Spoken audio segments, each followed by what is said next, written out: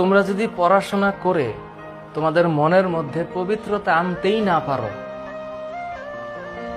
বা কিভাবে সুন্দর করে কথা বলতে হয়, কিভাবে সুন্দর করে মানুষের সাথে কমিউনিকেট করতে হয়, তোমরা আর কিছু শেখো আর না শিখো, একটা জিনিস শিখো যে তোমার আঙ্গুল বা হাত, মানে তোমার আঘাত বা মানে তোমার ফিজিক্যাল যে অ্যাপিয়ারেন্স, বা তোমার এটা আমি উপমা বুঝাইতে পারবো না, সোজা কথা হচ্ছে তোমার হাত এবং তোমার জিহ্বা মানে তোমার কথা দিয়ে যেন আরেকটা মানুষ কষ্ট না পায়। ক্লিয়ার? তা না হইলে এগুলা পইরা ঘোড়ার ডিম হবে। হুদাই ওই যে A+ কাগজের পাতায় থাকবে আর A+ পানির জলে ভাইসা যাবে, আর তুমি একদিন টুস করে মরে যাবা।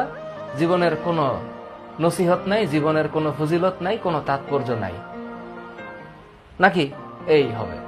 সুতরাং মোদ্দা কথা হচ্ছে এভরি মোমেন্ট আমাদের ট্রাই করতে হবে ইয়েস নলেজ অ্যাচিভ করা, বি গুড টু আদার্স। তাহলে এত পড়াইয়া বা এত পইরা আমি তো নিজেও জানি না আমি কত ঘন্টা লেকচার দিয়েছি গত 16 বছরে। আমি তো 2005 সাল থেকে পড়াচ্ছি, কোচিং সেন্টারে পড়াচ্ছি। 2005-এ আমি যখন প্রথম পড়াই, 2005-এর সম্ভবত এটা 2005 সালের মে মাসের না জুন মাসের 6 তারিখ থেকে পড়ানো শুরু করেছি। যেদিন প্রথম ব্যাচে ঢুকছি সেদিন আমার সামনে স্টুডেন্ট ছিল সম্ভবত 13 জন। ওই যে শুরু করেছি 2005-এর জুন মাস থেকে আজ অবধি চলছে।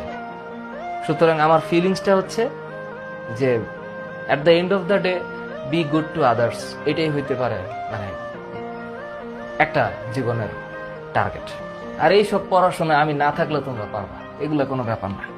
অন্য কেউ পড়াবে বা টিচার তো থাকবে, মানে দুনিয়া কারোর জন্য থেমে থাকে না।